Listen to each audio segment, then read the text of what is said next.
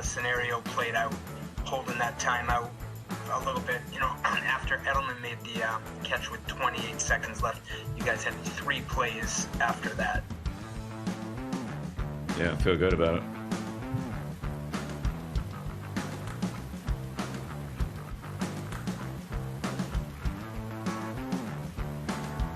Next question, Zach Cox, followed by Matt Vitor. There are all sorts of ways that you can get out of a tough question.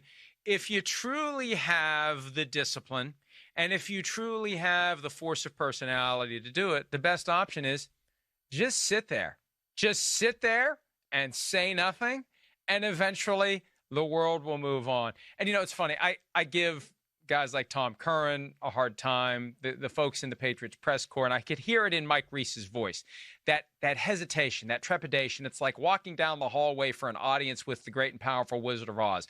And I'd be the same way, because I've said to Curran before, why does no one have the guts to ask him this question? He's like, hey, feel free to come to the press conference. I was like, no, thank you. No, I'm not doing it either. But there is that quality. And look, no one's pressing him on what needs to be pressed on. The idea of allowing the clock to tick and tick and tick and tick, 1st and 10 on the 13 with 1 timeout left. And if they would have taken the timeout as soon as that play ended, there would have been 29 seconds on the clock. As it stood, they ran a play, they forced it. Ball went through the hands of Julian Edelman in the end zone. There was 9 seconds left. There was 20 seconds. With that much time in that spot, they would have had more than 2 shots after that first down play. And it worked. They got to the 1. They had their chance. The fact that they had a chance on a 1-play all-or-nothing opportunity to win softens the mistake that was made, but clearly it was a mistake to not call timeout once they got the ball to the 13 with a moving clock. And also, you watch Cam Newton. He's not moving with any real urgency. They could have gotten that play off even sooner. Call that timeout and save as much of those precious few seconds as you can, Charean. Yeah, and it's so hard to criticize Bill Belichick because we know what he's done. As you said, he's the greatest coach just like at in the any Super Bowl sport ever. Right? They boo him. They boo him, and he puts up the hands with the rings. That's it. Scoreboard. That's right. That's it. So it's really hard to criticize him, but when it doesn't work, when you don't get in, and if Cam Newton gets in, we're not talking about this today. We're like, hey, what a great job Bill Belichick did by not calling time out there. He let the clock run down. Seattle never saw the ball again. That was fantastic, but it didn't work. So we are questioning his decision, and I think it's worthy of a question. And I'm sure, despite what he said, that he's second-guessed himself. And it is on the head coach to call timeouts. It's not like he's given that duty over to Steve Belichick, his son. He's calling the timeout. So that was on him, and he made that decision. And he's the one who has to feel good about it. And if he truly feels good about it, good for him. And we can move on to next week and see if the Patriots can get it done next week. Okay, we'll move on to the next topic. In the Cowboys game, it was 39-24 with roughly 5 minutes left. The Cowboys score a touchdown. They're down 9 points. Instead of going for 1 and making it a 1-score game, now it would be touchdown and 2-point conversion, they went for 2. They failed, keeping it at a 2-score game. Here's Coach Mike McCarthy explaining the decision in the aftermath of what ultimately worked out for the Cowboys, but not because of the decision that was made with 5 minutes left. The decision to go for 2 there is simple mathematics, where you rather know if it's a 2-score game at the earliest time instead of taking it all the way down to the end and playing for the 2-point at the end. So I understand. I can't tell you how many conversations I've been involved in this particular situation, but to go for 2 there, just to make it clear with a little over 4 minutes, if we were going to be in a 1-score game or 2-score game was the thinking. I get it. I understand it. I just don't know that I buy it. And to me, psychology is the water's edge of analytics, because you have to look at the impact on the other team of making it a 1-score game versus allowing it to be a 2-score game. This was a point Coach Dungy made last night when we were discussing it in a digital taping that we did, that I'm sure the code has been pasted into a story somewhere at PFT. You'll find it. You'll see it. Where Coach Dungy says, look, if you don't convert that 2-pointer, you're taking the heat off of the other team. They know it's a two-score game at that point. They have a different approach. They have a different mindset. They're less likely to be tight, right, when they're up 2 scores with 5 minutes to go. Whereas if you take the one and you make it a 1-score game, your chances of getting the ball back, your chances of scoring that touchdown, your chances of even being in position to tie it with a 2-point conversion are greater significantly than if you give the ball back to the other team down 2 scores. That's what gets lost in this new, and I don't want to say obsession, but the coaches really have swung toward embracing analytics, and that's fine. There's a point, though, where analytics has to stop, and the broader circumstances of the game have to be taken into account, Charean. Yeah, Mike McCarthy said after last week when he went for it on 4th down, could have tied the game late with the Zerline chip shot field goal, that the honeymoon was off. Well, it's really off this week. Let me just tell you, they are all over Mike McCarthy, and he better be happy that they won that game. There were 2 other decisions in that game that really could have come back to bite him too. He had 2 fake punts in that game, and the first one came early. First quarter, they're only trailing 14-0. They're deep in their own end. And they attempt a fake punt for whatever reason. And he must have thought that Johnny Hecker came with John Fossil because Chris Jones didn't make the throw. It would have worked, but Chris Jones didn't make that throw. He's not Johnny Hecker. So there were those 2 decisions. And then, as you said late, that they don't kick the extra point. They try to go for 2, which, he spent this whole year on analytics. We heard about, the off year. I spent my whole year on analytics. His analytics right now are not working after 2 games. I like the aggressiveness, but you have to know when and where to use it in a game. And I just don't think he's figured that out so far. And he better figure it out in a hurry because they have Seattle coming out this week. And here's the thing, and it's funny. The first fake punt was in the Barry Switzer spot, right? The 29-yard line, 4th and 1. And at least Barry Switzer went for it. He left the offense on the field to get the 1 yard years before analytics became a thing. Here's the reality. The numbers that are the product of years and years of plays being run and these win probabilities, it's all based upon what's happened in the past. It's not based upon who's on your team or who's on their team. It is a historical calculation with years and years of down and distances and what teams did, and these are the percentages based on the past. The problem is this isn't like taking a stack of chips to the craps table and working the percentages, because you're going to run out of chips quickly. You don't have enough chips to keep going over and over and over again until the numbers work in your favor. You've only got so many you can lose before you're gone. So you can't, and because I envision that some of these coaches are just given over to it completely. Whatever the numbers say, we're going to do. Then we don't have to make the decision. The decision's made ahead of time. It's not my decision. We're just going with the numbers. Don't blame me. We just did what the numbers said we should do because these are the numbers and the numbers never lie.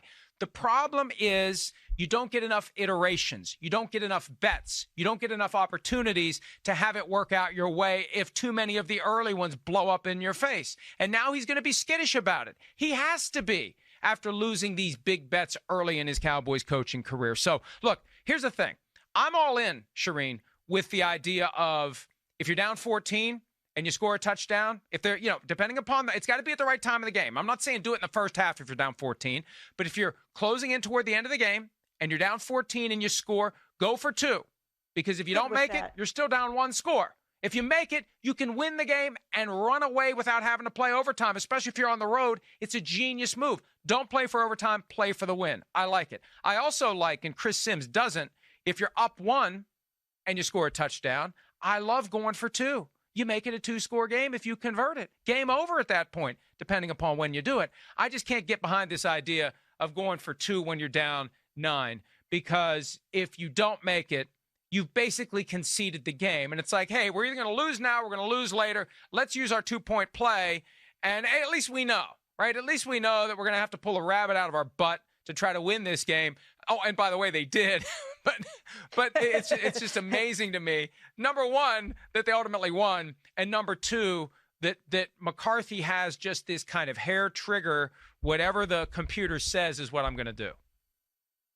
I had finished the story, Mike, even after they scored the touchdown. I'm like, they made it close. You know, they could have had a chance to tie the game, but no, they decided to go for 2 earlier. And they made it close. People who don't watch this game are going to think, well, it was a really close game. And then they somehow, some way find a way to recover the onside kick, which is more on the Falcons probably than on the Cowboys. So it was a really good onside kick by Zuerlein. But here's the thing, Mike. When these decisions work, the coach is held as a genius. And when they don't, we second guess it. And always point to the onside kick to start the second half of the Super Bowl that Sean Payton made, and they recover it. And that was the beginning of the end for the Colts in that Super Bowl. That to me won the Saints the Super Bowl. But if the Saints don't recover that, they probably don't win that game. And forever, we're talking about Sean Payton let one get away. What was he thinking, et cetera, et cetera. But we hail him as a genius, perhaps because of that one play, or that one play among other plays. But that was the biggest decision that he's ever made in his career, and he's hailed as a genius for it. But if it doesn't work, it's a completely different thing. So these coaches are really good when their players execute and do the right things, and it turns out in their favor, and their goats are second guessed when it doesn't. And so here we are second guessing some of these coaches' decision yesterday. But here's what I've noticed in recent years. It used to be that once they moved the 2-point play, they didn't move it up. They moved the 1 point back, creating, in theory, better odds and better chances of teams to go for 2 because it was longer odds slightly to get the 1 point. I thought more coaches would embrace it. Mike Tomlin originally did. But the thing is, and the mindset was, you do the conventional thing because if the conventional thing fails, no one's going to criticize you. The unconventional thing, if you do it and it fails, that's when you get criticized. That pendulum has swung now. Now, the coaches who do the unconventional thing, as long as it's supported by analytics, they trust that someone out there from the analytics crowd is going to shout down the people who say it was stupid to do it. Because from an analytics perspective, it makes sense. Yes, it makes sense if you're going to play 10,000 games. It makes sense. We're talking about one game, one moment, one season when you're trying to turn around years of frustration and inability of the Cowboys to live up to their potential, and you're trying to win a Super Bowl during Jerry Jones' lifetime. We don't have 10,000 spins of the wheel here to have it work out our way enough times to justify doing it. That's where the analytics have to take a back seat. And the problem is there's such an aggressive analytics mafia out there who get offended and want to tell us how dumb we are by bringing human factors into the equation. Right? You got to know when to set the numbers down and bring human factors into the equation. And one of the human factors is some owners don't have the luxury, some coaches don't have the luxury of playing this out 10,000 times and having the bulk of the decisions ultimately over time justify making that decision every time it lands on your radar screen. All right, Anthony Lynn had a questionable decision for the LA Chargers. Overtime on their own 34, first possession. Right? Was it first possession of overtime? First possession, it was. First possession of overtime. It was. Right? So they surrender it. They surrender it. And, well, either way, even if it's not first possession, you surrender it, and the Chiefs can win it with a field goal. They kicked the ball. They punted from their own 34, 4th and 1. Anthony Lynn said he was just trying to extend the game. The problem is you don't give the ball to Patrick Mahomes. And, again, whatever the chart says, and I don't know, maybe the chart there says go for it. I think against the Chiefs, the chart should say go for it there. Anything you can do in overtime to keep the ball out of the hands of Patrick Mahomes, you do.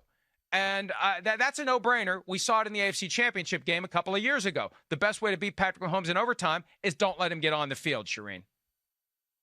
Absolutely. And I had that game yesterday, and I was thinking, what are you doing? You just gave the game away. I don't care that the punt took them back to the 25 or wherever they were after that. But, and I didn't like his answer after the game. He said, certainly we could have given them the ball right there and the game would have been over quicker. So basically you're saying when you punted, the game was over anyway. So go for it.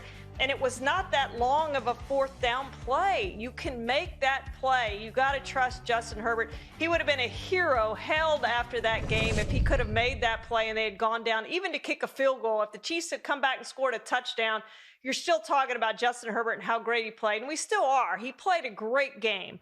But I wanted to see him get one more chance to at least go down and get a field goal, if not score a touchdown. He had just been so good on the day. And I think they had a chance to make that, and they didn't give him a chance to make it. And you knew once the Chiefs got the ball back, now they did have to convert a 4th down themselves, and kick a 58-yard field goal. But we're not talking about, they weren't playing Cincinnati, and they weren't playing Randy Bullock, and they got lucky the week before. And if you think that Harrison Butker was going to miss a 31-yard field goal, I know it wasn't 31, but that's the one that Randy Bullock missed, it wasn't going to happen. They were going to make a field goal however long it was. He'd made a 58-yarder earlier in the game. He was going to make that field goal. You had to go for it. That's why the best approach to analytics is that every decision is informed by the analytics, but ultimately not driven by blind adherence to the analytics, because those numbers were generated not based upon who's on your team and who's on their team.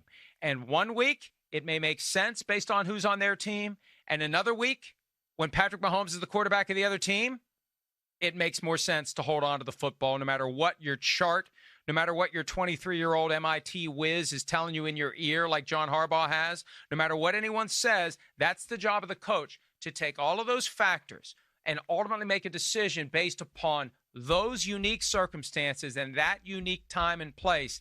That's my position on analytics. And I think it makes sense, and I think that's what the best coaches do, including Bill Belichick, except when he lets the time run off the clock when he should have taken it. I don't know that there was somebody in his ear from MIT saying, don't take the time out. I just think that was a good old-fashioned blunder of judgment by Bill Belichick.